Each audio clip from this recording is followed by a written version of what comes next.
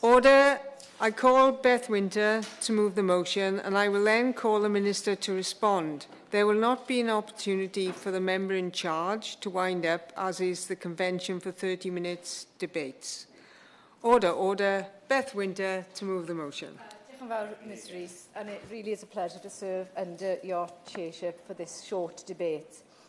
And I am grateful for the opportunity to raise the no recourse to public fund conditions, which I am aware have been discussed previously in Parliament, for example, by my friend, the member for East Ham, who chairs the Work and Pension Select Committee, who made a number of requests of the government a year ago, most of which have not been addressed, hence the fundamental need to continue pressing the government to recognise and react to the hardships caused by no recourse to public funds. It is inhumane, it is cruel, and it is forcing some of the most vulnerable people into poverty and hardship. So I've sought this debate because I've been inspired, as we so often are in this place, by a meeting with a local constituent who is in need of support and who I believe has been failed by the current system we have in place. My constituent accompanied her husband to Wales as a student, also bringing their children several years ago. An unfortunate and unexpected diagnosis of a serious health issue compromised their ability to work and be self-sufficient. So the constituent has no recourse to public funds and has been reliant on a local charity for support with housing and other costs.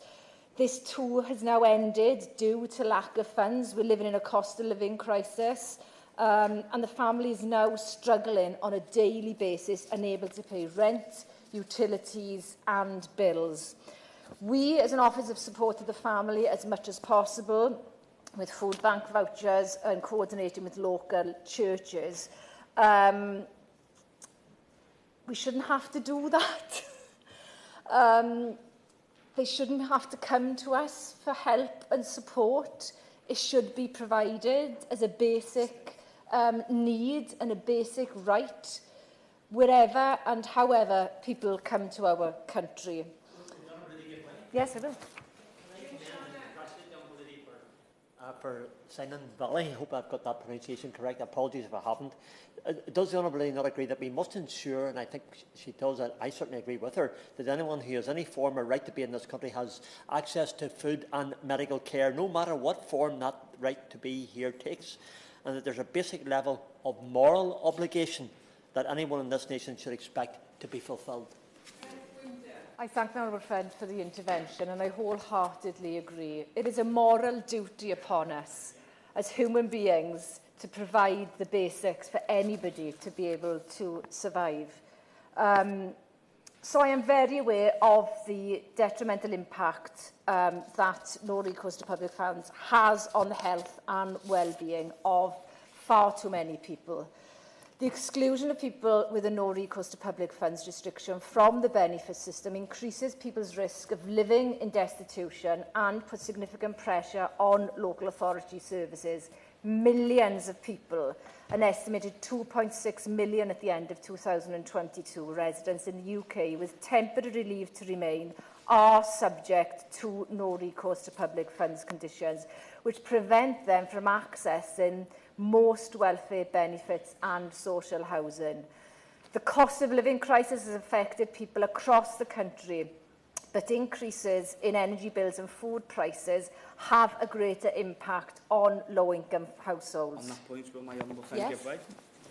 Thank you to my honourable friend for giving way in the excellent speech she is making. 2 years ago, the government committed to a consultation on permanently extending the Healthy Start scheme to households with no recourse to public funds. However, the consultation still not happened.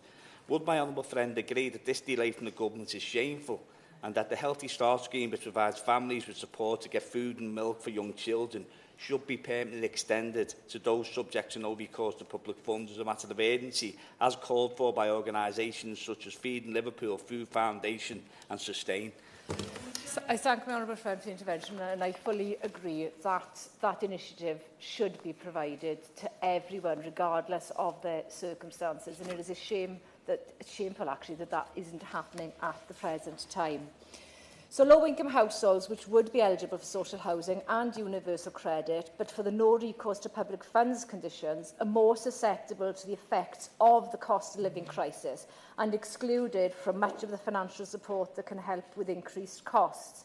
It is even more vital, therefore, that access to devolved schemes of assistance that are not classed as public funds is facilitated for people subject to no recourse to public funds. And it is for that reason that I truly believe that we must end the no recourse to public fund condition. It is cruel, it increases child poverty and destitution, it burdens local authorities just as this Conservative government cuts their grants. And this all has knock-on effects for social justice and public health, which themselves are costly to the public purse and have long-term societal effects. I want to take a moment as well to thank those organisations who have been in contact and raised with me some of their concerns about no recourse to public funds. The Bevan Foundation in Wales in particular have conducted a piece of research which has produced a document of great significance with a series of recommendations for local authorities, Welsh Government, and which I believe UK Government would benefit from, and I will send the Minister a copy of that report following this debate. I thank too the Welsh Refugee Coalition, Migrant Voice and the Food Foundation for their suggestions and their tireless campaigning work. And I'd also like to highlight the recent joint report of the All-Party Group on Poverty and the All-Party Group on Migration, of which I'm a member. And again, I can send a copy of that report to the Minister. So I want to just pull out some of the recommendations that those practitioners have said would improve the conditions for people subject to no recourse to public funds. Firstly, the support needed by local authorities. The cost of providing accommodation and financial support to no recourse to public funds households continues to rise, with a 22% increase from 64 million to 78 million at the end of 2021-22, far above inflation. These costs should be met by UK Government. And that is why the Bevan Foundation have argued the UK Government ends visa restrictions on accessing public funds. This is the fairest way to support people without settled status and their children and safeguard them from deep poverty and destitution. Welfare benefits should be a safety net for all, regardless of their immigration status. Secondly, we need to extend the scope of legal aid. People are being prevented from exercising their legal rights to apply for leave to remain, change and renew status, and lift no recourse to public funds conditions. And this results in an inability to move on from destitution. Wales has been described, and rightly so, as an advice desert, with no immigration and asylum legal aid provision outside of Newport, Cardiff and Swansea, apart from a single, yes, one solicitor based in North Wales in Wrexham. And even in these areas, firms are closing and provision is on a sharp decline.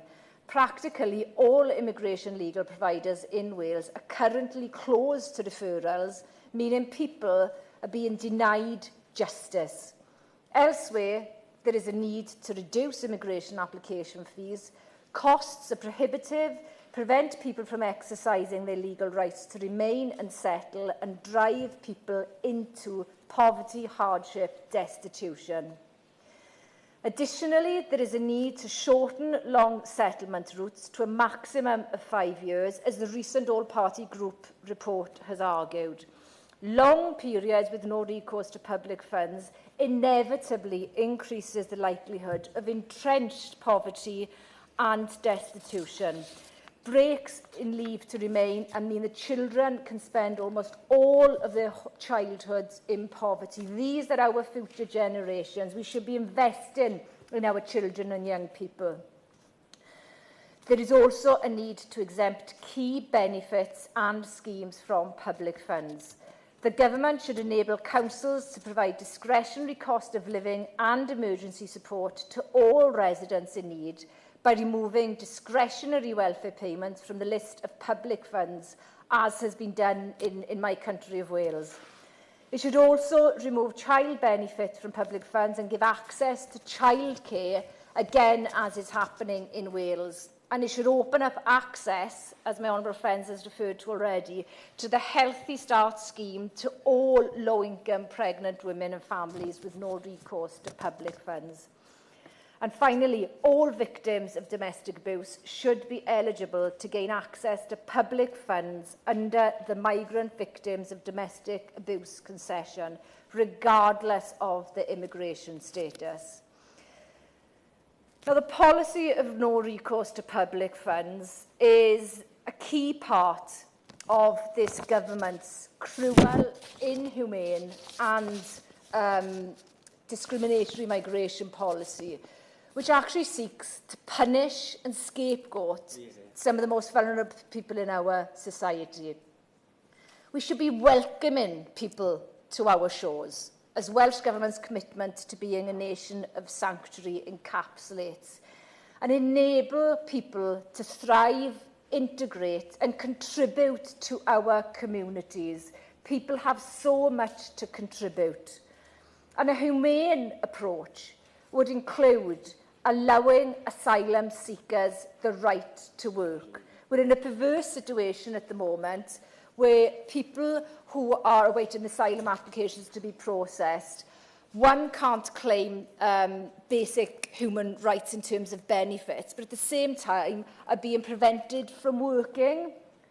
People have got lots to contribute. Allow them to work and contribute to our economy, which in the long term will actually result in benefits, both financially and socially, for our whole society. We need to focus on clearing the backlog of applicants through fair decisions. And I've been involved in interviews with the All-Party Group on Poverty with people who've been waiting years to see if they're going to be allowed leave to remain. That's inhumane. I mean, there is no need for that to be happening. And finally, we need secure and safe legal routes, as Cefa Calais and the PCS Union have advocated through their Safe Passage Visa Scheme. And again, I will supply the Minister with a copy of the brilliant report that they produced advocating that. UK Government should be working in partnership with devolved regional and local government to develop a comprehensive refugee integration strategy. And it should implement the recommendations of the Windrush Lessons Learned Review, including the creation of a Migrants Commissioner to ensure that those affected by immigration policy have their voices heard. And if the government is going to take seriously the dual tasks of reducing poverty and making migration policy work, it will need to better connect policy making across government departments and between national, devolved, regional and local government, and work in partnership with civil society who want a fair and humane migration policy. Chair, there is much more that can be said, and I've referred to several pieces of research and evidence which I will supply the Minister with, which give far more detail, but I'm conscious we've only got half an hour this morning. But what is clear is that the beneficiaries of a more joined-up, more evidence-based and a humane policy won't just be beneficial to migrant communities, but will benefit each and every one of us to ensure that nobody in the UK, from wherever they're from and whatever the situation, faces poverty and destitution. Diolch yn fawr, Chair. Thank you. The question is that this House has considered the matter of no recourse to public funds. Minister Tom Pursglove. Well, thank you, Ms Rees, it's a pleasure to serve under your chairmanship. And can I just start by congratulating the honourable member for Cynon Valley for securing this important debate on the issue of no recourse to public funds, but also to other colleagues for their interventions during the course of her remarks. There are a lot of points that have been raised during the course of the debate, which I would like to respond to on behalf of the government. But I just first want to set the policy in a little bit of context, because I'm sure that members across the House are aware of the details of the no recourse to public funds policy. But I do think that that context and the rationale and the approach that we take is important to set out in responding to many of the points that have been raised. Firstly, it is a well-established principle that migrants coming to the UK should be able to maintain and support themselves and their families, including children, without posing an unreasonable burden on the welfare system. And successive governments have taken the view that access to benefits and other publicly funded services should reflect the strength of a migrant's connections to the UK and, in the main, only become available to migrants when they've become settled here with indefinite leave to remain. In practice, that has been through granting permission to enter or stay with a no recourse to public funds condition attached to it. And only the benefits listed in immigration legislation are classed as public funds for immigration purposes. Some benefits may still be accessed by migrants where they're based upon national insurance contributions, such as contributory-based employment and support allowance.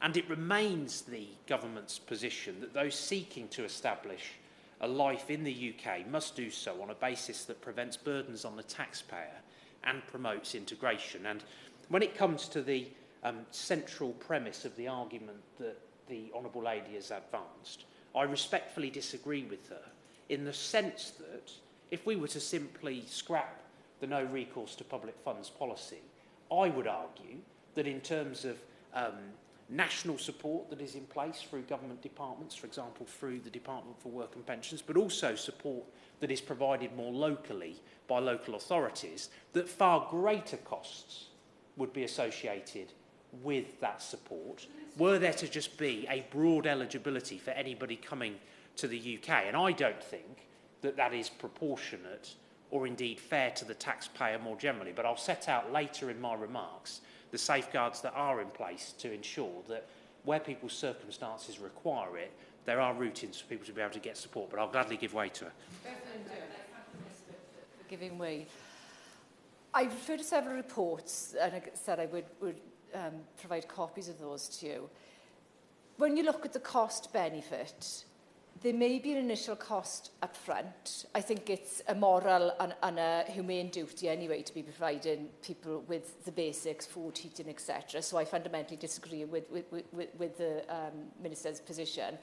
But in the long term, supporting people who are coming here, often from vulnerable and difficult situations, in the long term actually benefits our country financially, if that is the concern of the government, as well as socially. And again, I will supply the evidence to back up that, which is overwhelming. I would argue that the approach that we take is a balanced approach to this issue. When you consider that, for example, we have many people who come to the United Kingdom through the established visa routes, through the family routes, through the skilled work routes, but also, and she touched on the issue of safe and legal routes, I am a very strong advocate of the work that we have done as a government to provide sanctuary to over 500,000 people since 2015. And one of the commitments that we made during the passage of the Illegal Migration Act was to consult with local authorities and to bring forward a figure, an annual cap, around properly supported places that can be provided across the country for people to be able to come here, working in particular with the UNHCR, supporting the most vulnerable people from around the world, with all of the help and support around that. And that is entirely right and proper. And I'm very grateful to the local authorities who have come forward offering those places. We will support that with the wraparound support that comes with it. And in the next few weeks, I hope to be able to say more about not only the figure, but also the laying of the statutory instrument that will help to bring that cap into force in 2025, delivering on that commitment we made to make sure that those places are durable and that they are sustainable, providing people with the sanctuary that they need.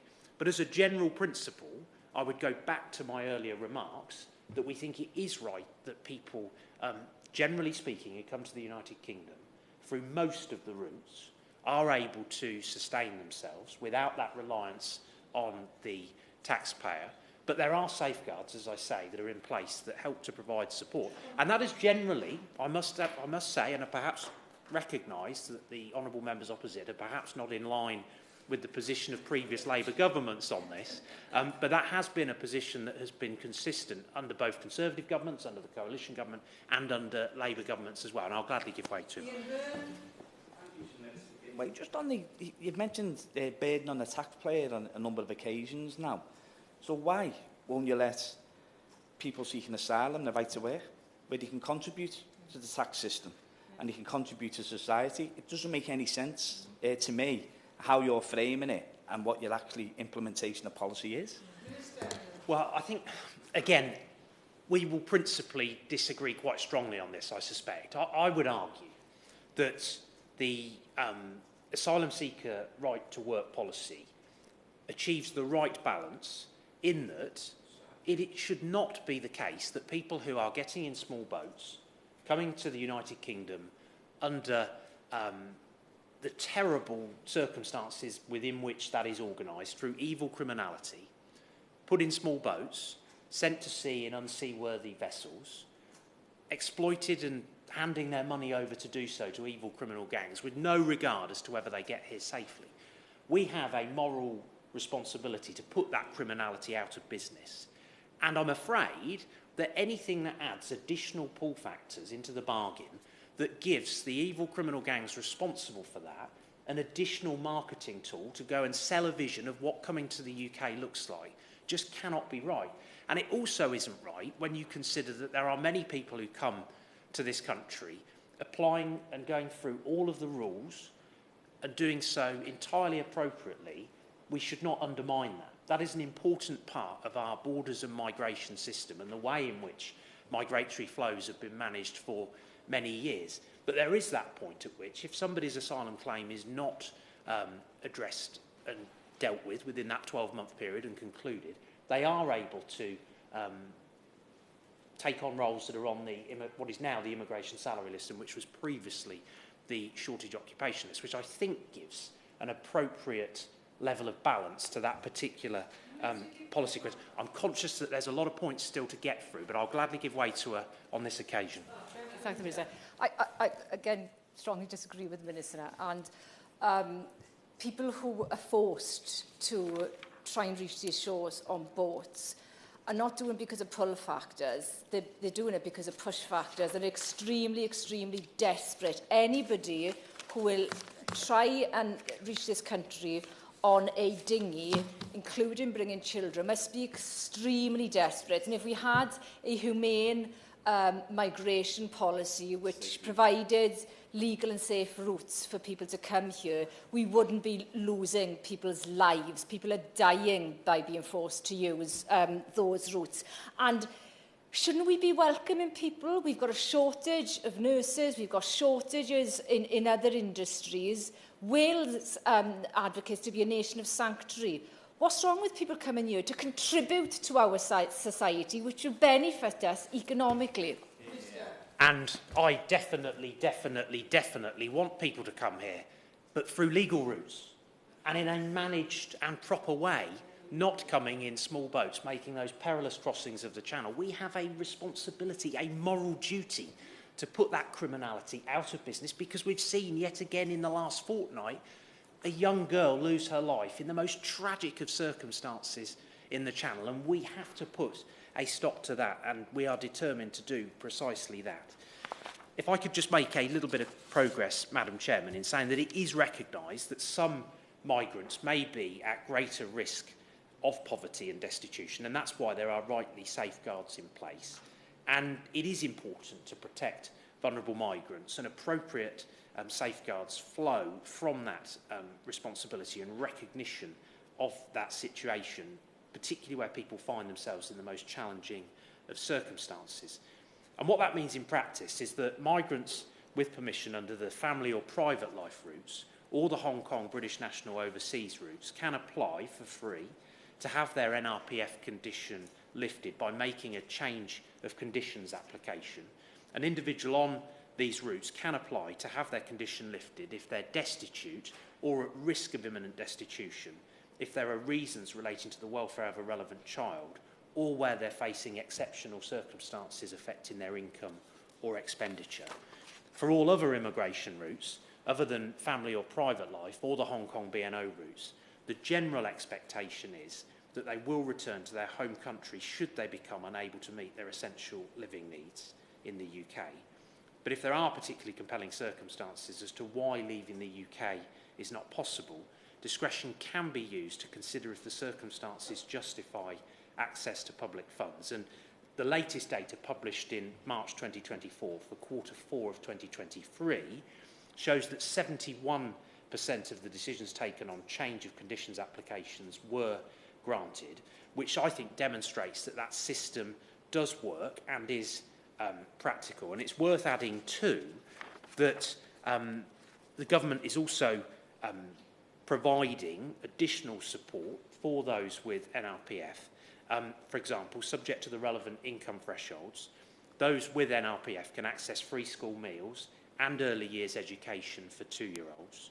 Statutory benefits, including statutory sick pay, statutory maternity pay, and contribution-based job seekers allowance, are accessible to all those who've made sufficient tax contributions, including those with NRPF.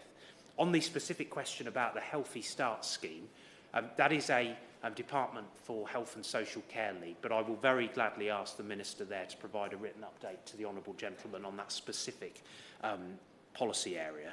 I can also say that we continue to have ministerial and official level engagement with colleagues across government about NRPF and about specific benefits and about inclusion or otherwise and eligibility around that. And so in that sense, I would very much welcome being in receipt of the reports that the Honourable Lady mentioned to me. I'm not convinced that we will agree on everything, but we most definitely look at that and we do keep the policy under review. And so I would welcome the opportunity to reflect on the points within those reports.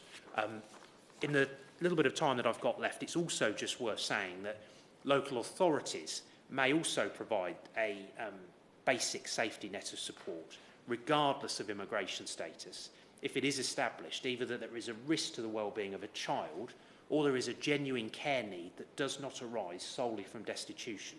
For example, where a person has community care needs or serious health problems. And again, if it's helpful and the Honourable Lady would like to share the details of that specific case with me, I'm not sure from her remarks as to whether a change of conditions application had been made, but I'd be very happy to ask my officials to look at the particular circumstances in question and come back to her on that point.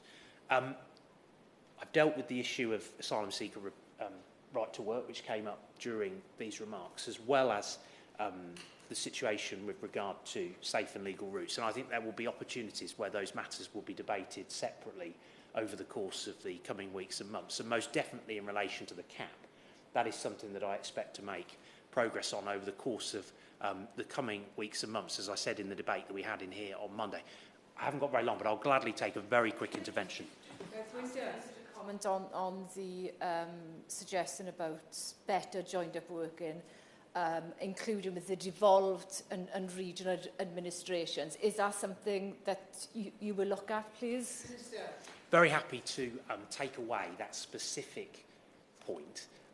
Again, I would sort of reiterate the general principle that the government takes in relation to this, is that it's important that we have a system that provides balance. There are those safeguards that I have set out, but I'm most definitely very happy to continue to engage, not only with cross-government colleagues within the UK government, but also with counterparts in the devolved administration about matters which are, the immigration system generally is a reserved matter, but there are aspects that undoubtedly relate to their work, and on those matters I'm always willing to engage. We take an approach whereby they can suggest agenda items, we can suggest items, but and we debate them and we talk constructively. And with that, I beg to move. The sit-in is suspended until 2:30.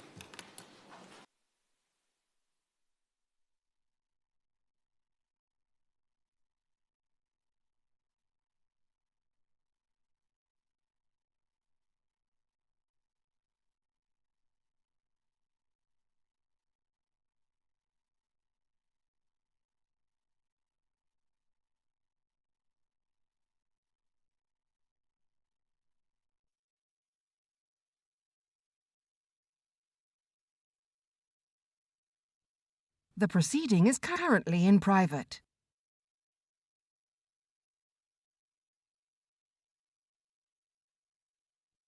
The proceeding is currently in private.